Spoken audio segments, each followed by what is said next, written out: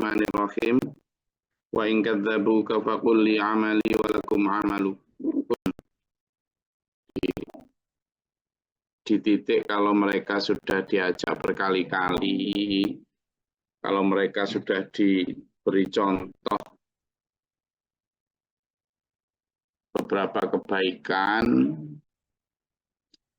tapi mereka tetap mendustakan, ya wis Muhammad, ya wis, tidak apa-apa, sampaikan saja, ya sudah, li amali walakum amalukum, lana a'maluna walakum a'malukum. Sudah, tidak apa-apa, wis, biarin, ya sampaikan saja, ya wis gini aja, kamu, aku, kita nggak saling mengganggu, itu aja. Jadi sebenarnya titik tekan toleransi itu ya di situ. Bukan kebablasan kayak sekarang yang kemudian malah ikut-ikutan. Enggak gitu. Misalnya non-muslim lalu ikut berdoa bareng kita atau kita kemudian ikut karena atas nama toleransi menghormati kemudian ikut ibadah mereka. Itu bukan toleransi, ganggu malahan itu. Ganggu mereka. Yang benar toleransi itu ya ini dasarnya, li amali walakum a'malukum. Gitu. Lana a'maluna walakum a'malukum, itu wes.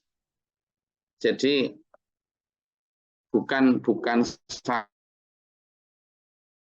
saling mencampur adukkan. Maka di situ disebut juga antum bari'una mimma a'malu wa ana bari'um mimma ta'malun. Kalau kamu masih ngotot mau menyembah Allah pakai wasilah, pakai patung, pakai hal macem-macem gitu, ya wis kamu lanjutin, silakan, itu hak kamu untuk begitu. Sementara aku ya tak pakai hakku, aku mau begini. Kita nggak usah saling senggol. Itu toleransi. Jadi toleransi itu dari bahasa Perancis sebenarnya toleransi itu. Tolerate. Tolerate itu artinya membiarkan. Loh, kalau kata dasarnya saja membiarkan, kalau dalam bahasa Arab istilahnya tasammuh. Tasammuh. Ya. Jadi membiarkan.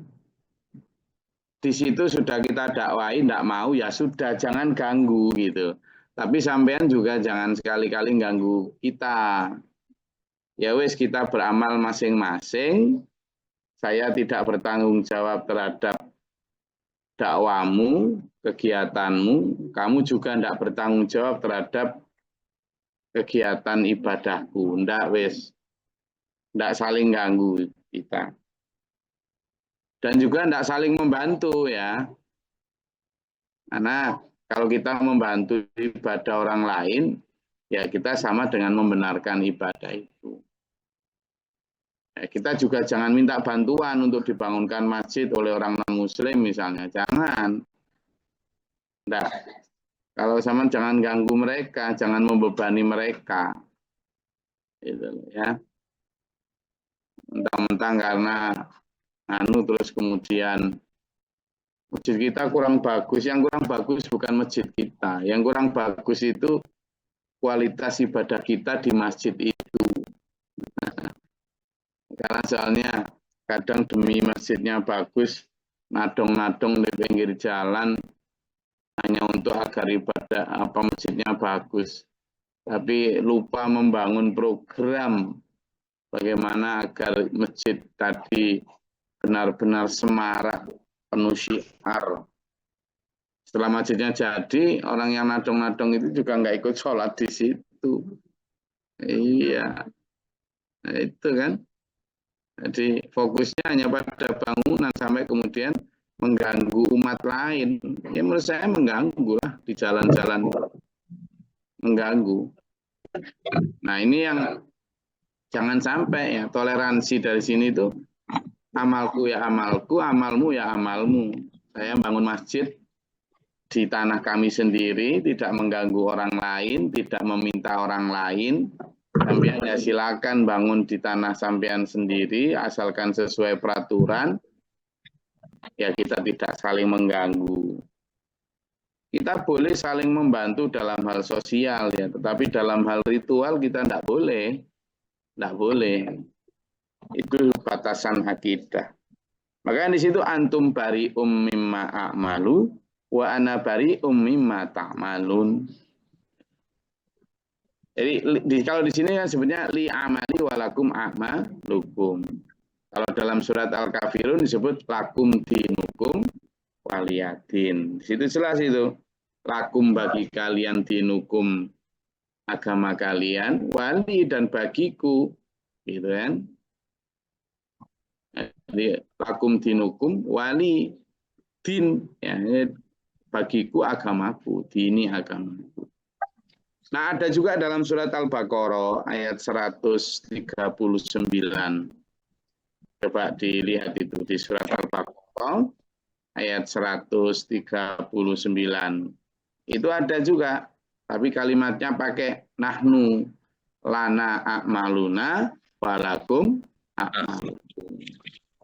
Amalku ya amalku, kami amal kalian ya amal kalian. Wes tidak saling ganggu. Jadi dalam surat Al-Kafirun tadi maupun surat Al-Baqarah ayat 139 itu menguatkan ini, ya, menguatkan ayat ini tentang lana a'maluna walakum a'malukum. Jadi itu sebenarnya lebih ke puncak ikhtiar ya, ikhtiar kita berdakwah untuk mengajak orang kepada tauhid. Tapi kalau kemudian tidak mau, ya sudah, berarti itu terus begitu saling masing-masing lah jalan kita masing-masing gitu. Intinya Islam melarang kita untuk mencaci, melarang kita untuk mendiskriminasi, melarang kita untuk menjauhi, apalagi membenci dan memusuhi. Tidak. Siapapun yang berbeda dengan kita, konsepnya tetap sama. Sepanjang mereka tidak mengganggu kita, kayak Belanda gitu kan dulu ganggu ya, selain dia menyebarkan gospel atau kekristenannya, mereka juga mengganggu ibadah kita waktu itu dengan menjajah kita, membunuh para kiai dan lain sebagainya. Nah, yang kayak gitu tentu beda perilakuannya. Tapi kalau yang tidak mengganggu, ya sudah pakainya ayat ini. Lana a'maluna walakum a'malukum.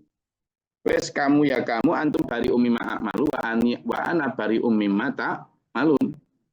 Wes masing-masing lah nafsi-nafsi wes.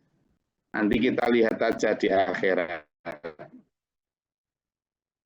Wa minhum may yastami'una ilaika, ya, dan di antara mereka ada yang mendengarkan engkau Muhammad. Siapa yang mendengarkan engkau Muhammad? Artinya mereka terlihat memperhatikan apa yang dibaca oleh Rasulullah dan apa yang diajarkannya. Padahal hati mereka, afa anta tusmi'us summa walau kanu yaqilun. Padahal hati mereka tidak mau, ya kayak dengerin. Ada juga yang begitu. Kayak mereka mendengarkan kamu, tapi hatinya itu penuh keruak-keruak. Keruak-keruak itu apa? Penuh bantahan sebenarnya dalam hatinya itu. Penuh bantahan. Gitu. Maka tidak bisa Muhammad. Wa minhum may yanzuru ilaika, dan ada juga yang seolah-olah mereka melihat kepadamu. Artinya sebenarnya mereka menyaksikan tanda-tanda kenabian, tanda-tanda kebenaran. Tapi mereka tidak mau mengakui. Maka apa anta tahdil umya? Mereka itu menutup mata, buta. Apa kamu bisa memberi hidayah petunjuk kepada orang yang buta? Oh ini kanan, oh ini kiri, awas hati-hati itu ada batu kesandung nanti. Ya nggak mau, dia nggak tahu, nggak lihat. Maka ini walau kanu la yubsirun, walaupun mereka tidak melihat. Jadi bukti kebenaran Rasulullah, ayatullahi, ayat-ayat Allah sudah jelas. Bayinat, tapi ya hati atau mata yang tertutup ya nggak mau. Wes. sekali ndak ya ndak, pokoknya aku nggak seneng ambek awakmu Muhammad, ya gitu orang kafir Mekah. Padahal dalam ayat sebelumnya kita diberitahu Allah jika mereka itu ya'rifunahu, mereka mengenali Muhammad itu kama ya'rifu aba'um, seperti mereka bau mengenali bapak-bapak mereka, bahkan anak-anak mereka. Kalau Nabi Muhammad SAW itu orangnya amanah, jujur, tidak pernah neko-neko, sesuai dengan ciri Nabi yang ada dalam kitab mereka. Tapi karena gengsi, juga karena tidak sesuai dengan nafsu, takut kehilangan pengaruh, dan juga faktor bisikan setan, nolak wes. Meskipun mereka itu tadi melihat sebenarnya, wa minhum yang dzuru ilaika, mereka melihat, menyaksikan sendiri kebenaran-kebenaran ciri-ciri kenabian yang ada di Rasulullah Muhammad SAW. Tapi ya layu besiru.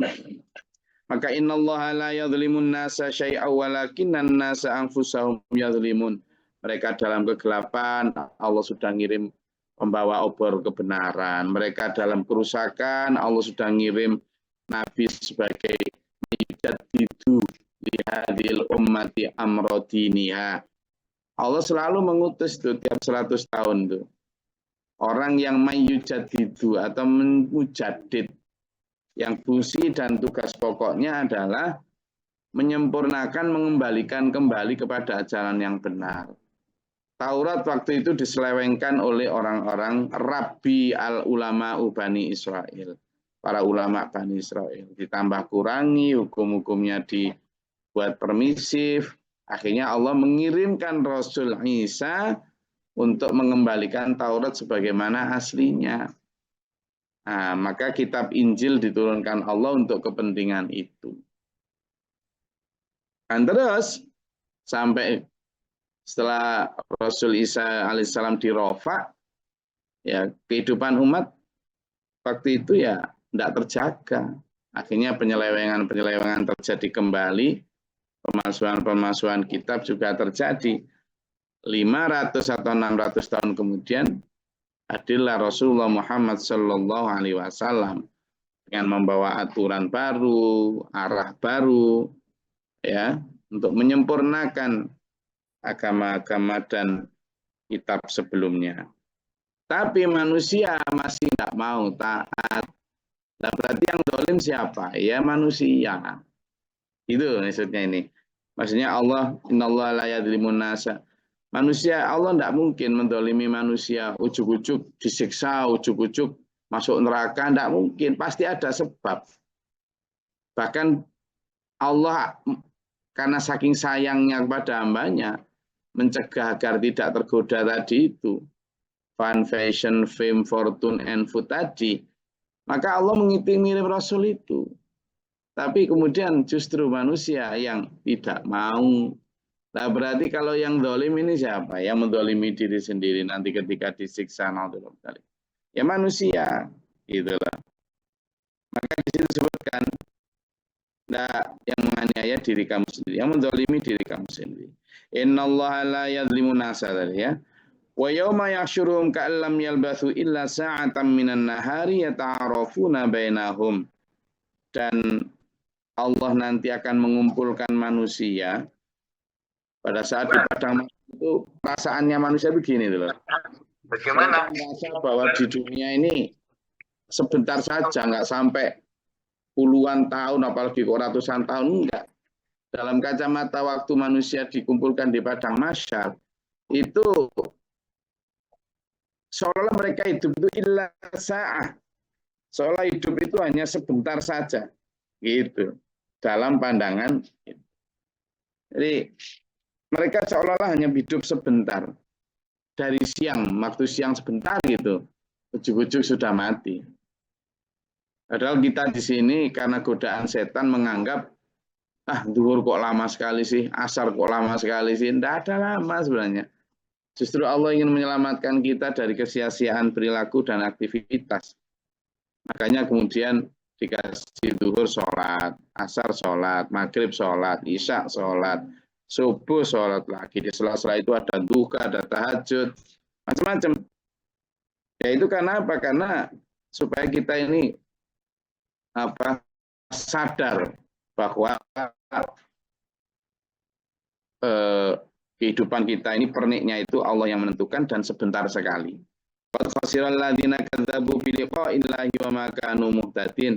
Sungguh rugi orang-orang yang mendustakan Allah, terutama mendustakan atau tidak ingin ketemu Allah ketika di dunia. Tidak merindukan kampung akhirat. Nah ini yang bahaya. Karena buat Allah rugi, orang-orang kayak gitu yang nggak dapat petunjuk. Maka wa imma nuriyannaka ba'dalladzina na'iduhum. Dan sekiranya kami perlihatkan kepada engkau Muhammad sebagian dari siksa yang kami janjikan pada mereka, tentulah engkau akan melihatnya. Atau jika kami, kata Allah, natawafayannaka, jika kami mewafatkan engkau sebelum itu, fa ilaina marji'uhum, maka tetap kepada kami jualah tempat kembali mereka. Tumallahu syahidun ala ma yaf'alun. Kemudian Allah juga yang akan menjadi saksi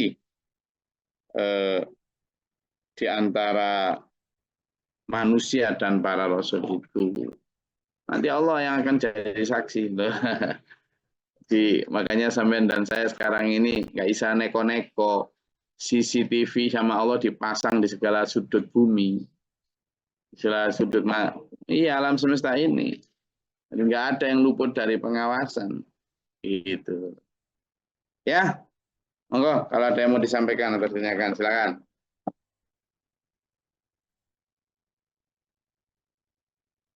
Izin Gus. Ya, silakan.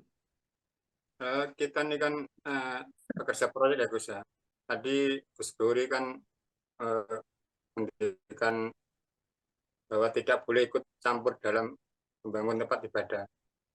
Seumpama kita yang pekerja proyek ini bangun gereja, nggak boleh ikut. Nggak boleh Gus. Nggak boleh. Boleh, cari kerjaan lain. Terima kasih. Sama sedang bangun apa? Nggak boleh ya. Jadi itu sama ya, kayak sama hukumnya dengan sampean tidak minum khamar, tapi pekerjaan sampean jual khamar.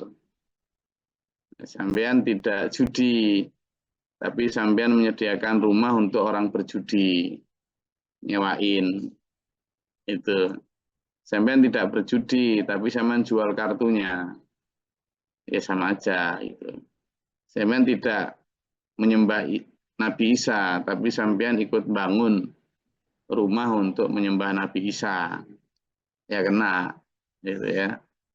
Itu kan kerjaan kan, artinya untuk cari uang kan. Sama tadi jual beli khamar tadi juga sampean tidak makan, tapi sampean jual beli cari uang untuk membantu orang lain agar bermaksiat dengan minum khamar. Itu. Sebaiknya dihindari. Masih banyak rumah-rumah yang belum dibangun. Rumah saya belum dibangun juga. Itu juga bisa dibangun oleh tukang-tukang kayak sampean gitu. Bisa, silakan. Itu rumah saya perlu direnovasi. Nah, kalau membantu kayak gitu itu boleh. Atau rumahnya Mas Abid di PPU itu banjir terus itu. Ditinggikan 10 meter atau berapa gitu biar nggak kena banjir itu boleh. Tapi kalau ikut bangun tempat ibadah orang lain jangan, enggak boleh, itu bukan toleransi itu. Ya. Itu harus ada batasan akidah, bukan kok kita radikal atau enggak, itu enggak radikal, kita tetap baik sama mereka. Jangan ganggu ibadah mereka, jangan. Juga enggak boleh merusak ibadah mereka, enggak boleh. Mencaci aja loh enggak boleh. Tapi juga bukan berarti kemudian kita boleh bantu. Nah, itu persoalan ibadah. Kalau ada tetangga kita yang rumahnya roboh, meskipun dia non-muslim, ayo bantu. Ayo, enggak apa-apa. Itu. Ada tetangga kita yang tokonya kebakaran, kemudian kita urunan, dia non-muslim, kita urunan semampunya untuk membantu mereka agar bisa buka toko lagi, boleh. Itu baik. Tapi kalau membantu mereka untuk menyembah Nabi Isa, nggak boleh. Gitu loh. Itu batasannya ya. Masih banyak kerjaan lain tukang. Ya, silakan. Ada lagi?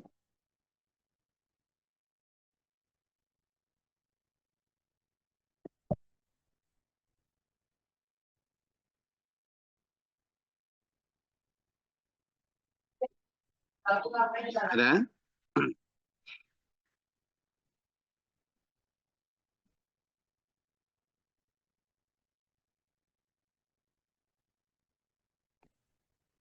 Ya, Pak, ya. Silakan. Masalah. Terkait pertanyaan tadi, boleh tidak kita membantu tempat beribadah orang lain?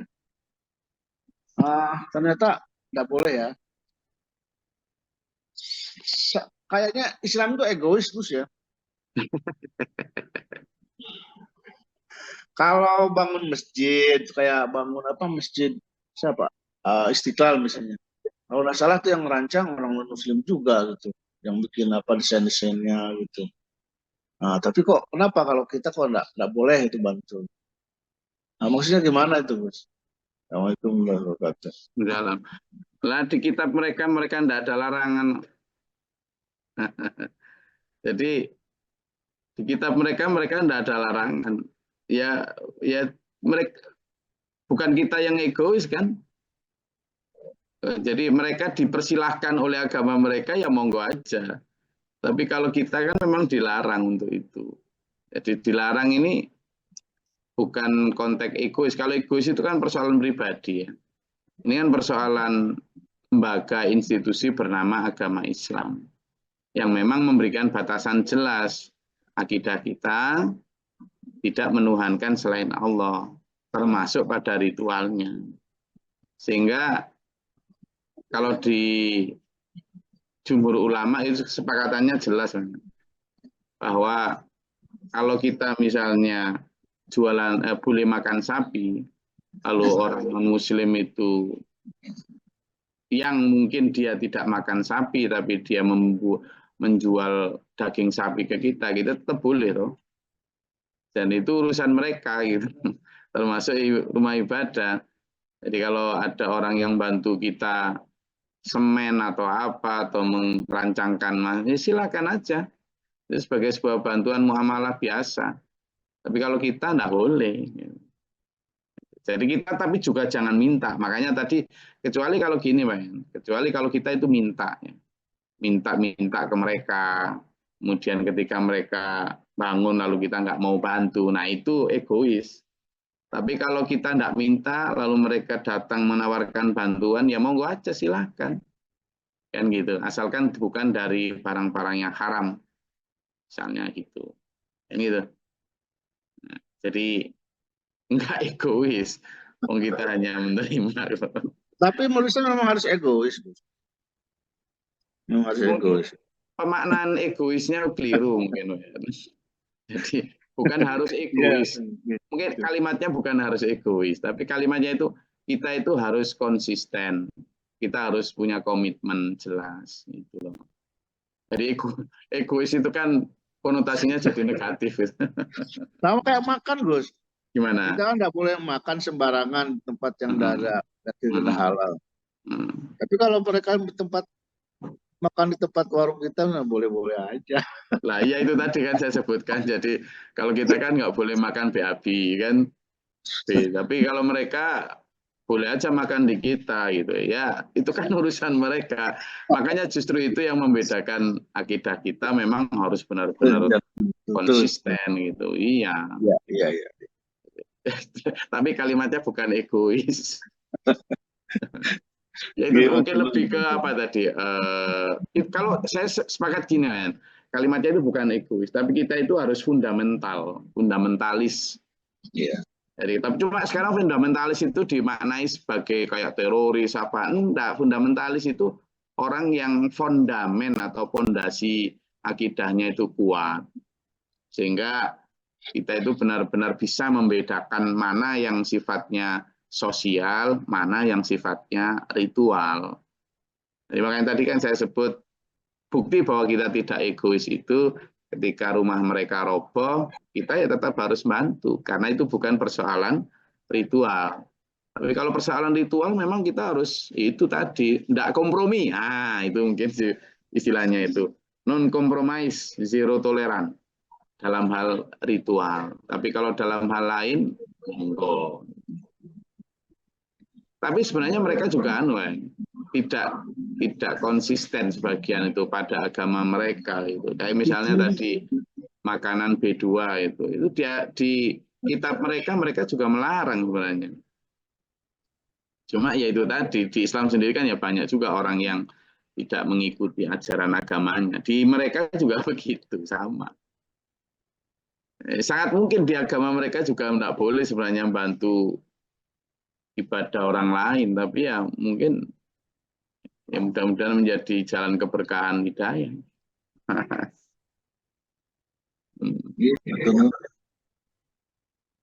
Oke, makasih. Ada lagi?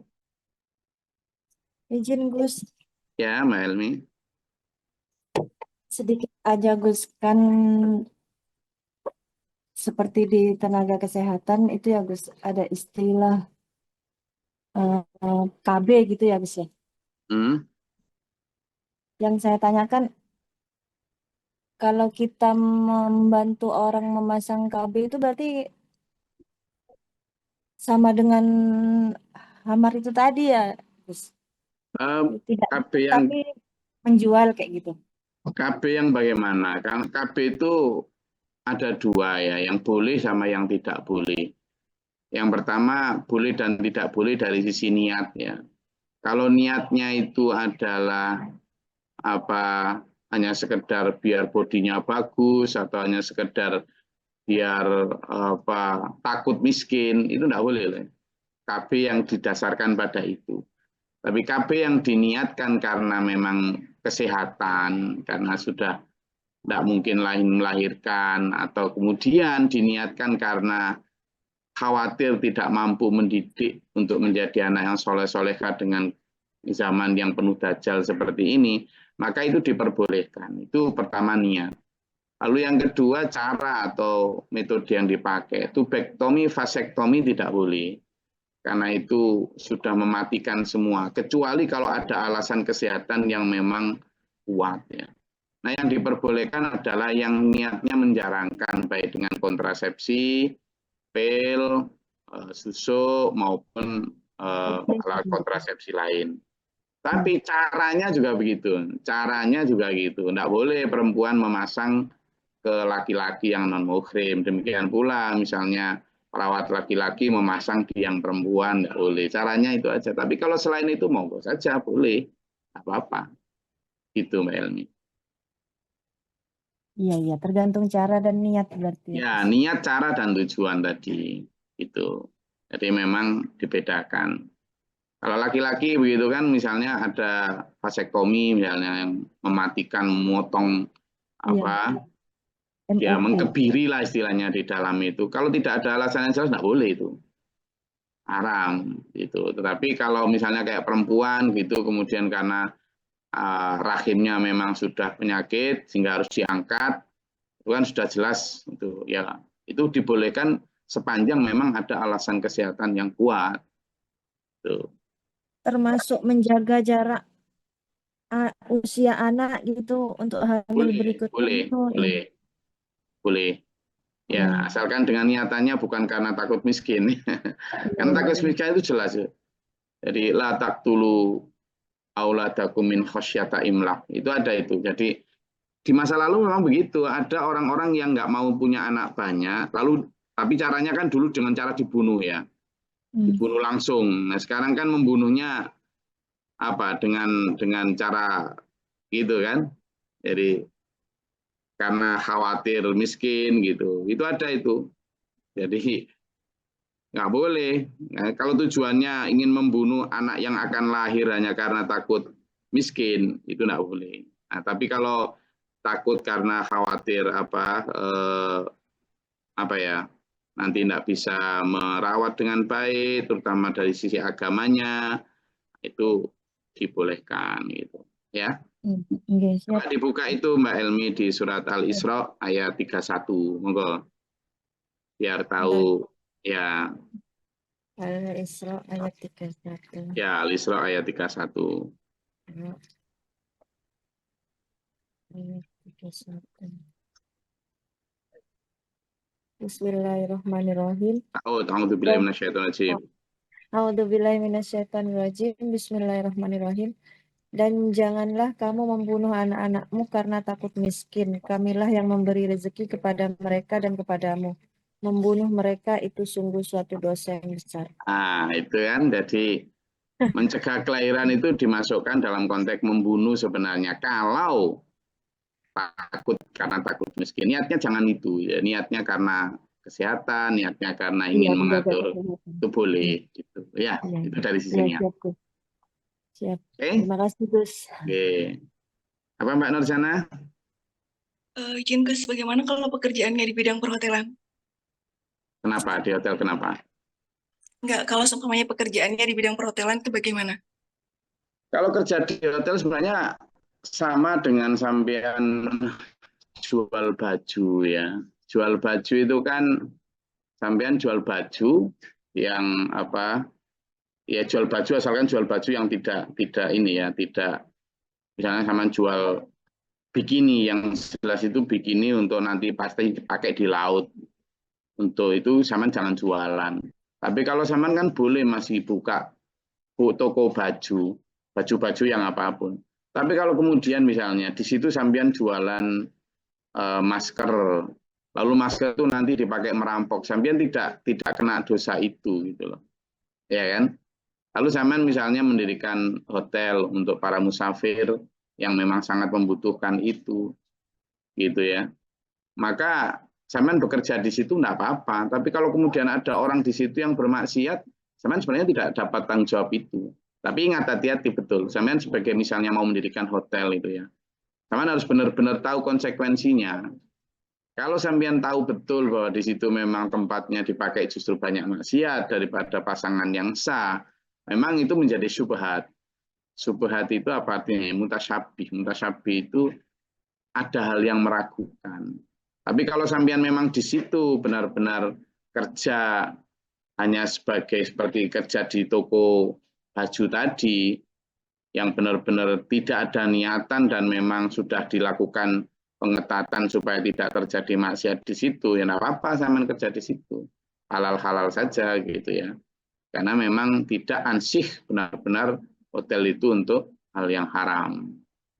Sehingga kenapa? Karena memang makanya kemudian ada beberapa orang pemilik hotel yang kemudian bikin peraturan, ada apa, hotel apa syariah namanya. Dia tidak pakai ngomong syariah, tapi kemudian setiap orang yang datang kalau pasangan kemudian. Tapi kalau kayak dibalik kan nggak mungkin ya.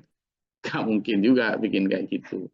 Meskipun ada juga beberapa yang begitu, tapi kalau hotel-hotel umum ya rata-rata memang diniatkan untuk ya kayak event apa segala macam itu.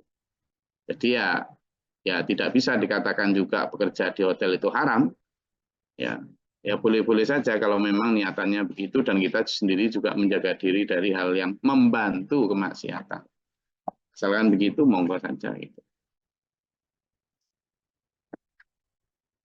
Jelas Mbak Nur ya. Jadi selama itu tidak diniatkan untuk itu dan memang secara umum hotel itu. Kan ada juga hotel yang memang khusus untuk esek-esek kan. Nah yang kayak gitu kerja jangan. Ya. Tapi kalau kerja yang memang hotelnya umum, memang itu sifatnya umum ya, enggak saja. Saya rasa itu. Ada lagi? Cukup nggak? Mbak Nur tadi jelas nggak? Siap Gus, jelas. Terima kasih. Sama di kesehatan juga. Oke. Saya rasa itu kajian kita pada pagi hari ini mudah-mudahan bermanfaat, berfaedah. Kalau nanti sampean menemukan dalil yang lebih kuat selain dari yang saya sampaikan, nggak apa-apa nanti disampaikan, nanti kita diskusikan bersama. Semoga Allah merahmati kita. Amin. Amin. Allahumma sholli wa sallim barik. Allahumma fir lil mu'minin wal mu'minat wal muslimin wal muslimat. Wa mahdina fi man hadayta wa afina fi man afayta wa lana fi man tawallayta. Barik lana fi ma atayta wa qina syarra ma qadayta. Fa innaka taqdi wa la yuqda alayka wa la yudhillu man waliyta. Tabaraka rabbana wa ta'ala alhamdulillah ma qadayta. Astaghfiruka wa atubu ilaika. Allahumma daf'ana al-bala wal waba wal muslimin. Rabbana najina wa lina sa'alina min al-dhalim. ربنا آمنا فاكتبنا مع الشاهدين ربنا لا تزغ قلوبنا بعد إذ هديتنا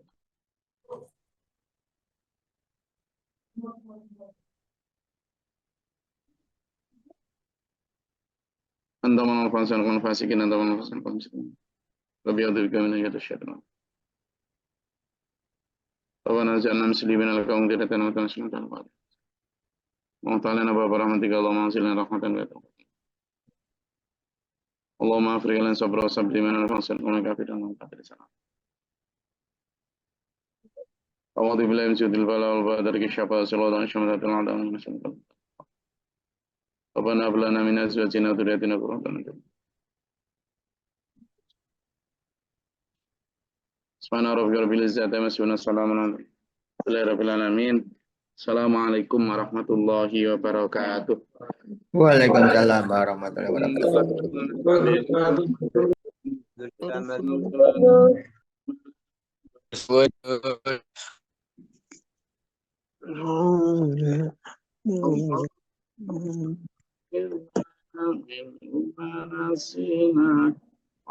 علمنا منه ما جهلنا ورزقنا